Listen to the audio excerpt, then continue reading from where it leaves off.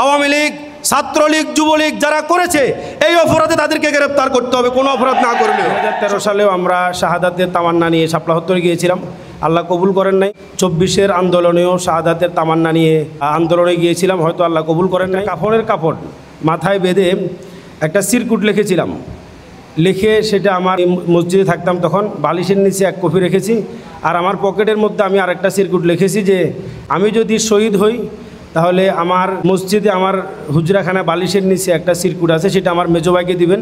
আমাদের মেজোভাই আমাদের পরিবারের কর্ণধার, ওই জায়গাতে আমার মেজোভাই এবং আমার আব্বুর নাম্বার লেখা ছিল। ওটাতে আমি যদি আমি শাহাদাত বরণ করি আমার পরিবারের কি হবে, আমার স্ত্রী, আমার সন্তান, আমার বাবা মা, আমার যে সম্পত্তি বা সব মিলিয়ে একটা সিরকুট আমি রেখে এসেছিলাম। 2013 সালেও আমরা শাহাদাতের তামান্না নিয়ে শাপলা হত্যরে গিয়েছিলাম, আল্লাহ কবুল করেন নাই। 24-এর আন্দোলনেও শাহাদাতের তামান্না নিয়ে আন্দোলনে গিয়েছিলাম, হয়তো আল্লাহ কবুল করেন নাই। যিনারা শাহাদাত বরণ করেছেন আমরা তাদের আত্মার মাগফিরাত জন্য দোয়া করছি, পরিবারকে সবরে জামিল এখতিয়ারের জন্য দোয়া করছি, যারা আহত রয়েছেন তাদের জন্য আমরা দোয়া করি। যিনারা 17 বছর পর্যন্ত অন্যায়ভাবে বিরোধী মতের সকল রাজনৈতিক অরাজনৈতিক দলের নেতৃবৃন্দকে বিনা কারণে শহীদ করেছে, আহত করেছে, সর্বশেষ 24-এর গণ অভ্যুত্থানে আমাদের ছাত্র জনতাকে অন্যায়ভাবে শহীদ করেছে, তাদের এখনও বিচার দৃশ্যমান হয় নাই।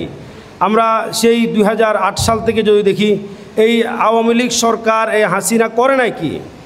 সর্বপ্রথম তারা বিডিআর বিদ্রোহের নামে আমাদের দেশের অসংখ্য সেনাবাহিনীর অফিসারদেরকে তারা নির্মমভাবে হত্যা করেছেন। 2013 সালে শাপলা চত্বরে অসংখ্য হেফাজতের ওলামায়ে কেরামকে নিরীহ নিরস্ত্র তাহাজ্জুদরত জিকিররত হাফেজে কোরআনদেরকে নির্মমভাবে হত্যা করেছে, শহীদ করেছেন।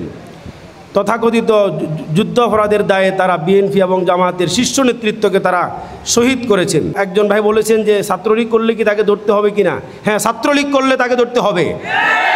ইসলামী ছাত্র শিবির করার কারণে, শুধু ছাত্র শিবির করতে এই কারণে অসংখ্য ভাইকে জেলখানা যাওয়া লাগছে, ছাত্রদল করতে এই কারণে অনেককে জেলখানা যাওয়া লাগছে। 2021 সালের পরে মোদি বিরোধী আন্দোলনের পরে হেফাজত ইসলাম করেছে, খেলাফত মজলিস জমিয়ত করেছে, এগুলো চিহ্নিত করে করে আমাদের ভাইদেরকে কারাগারে যেতে হয়েছে, অন্যায়ভাবে আমাদের ভাইদেরকে নির্যাতন করা হয়েছে। শেষ কথা হচ্ছে, আওয়ামী লীগ, ছাত্রলীগ, যুবলীগ যারা করেছে এই অপরাধে তাদেরকে গ্রেফতার করতে হবে, কোনো অপরাধ না করলেও।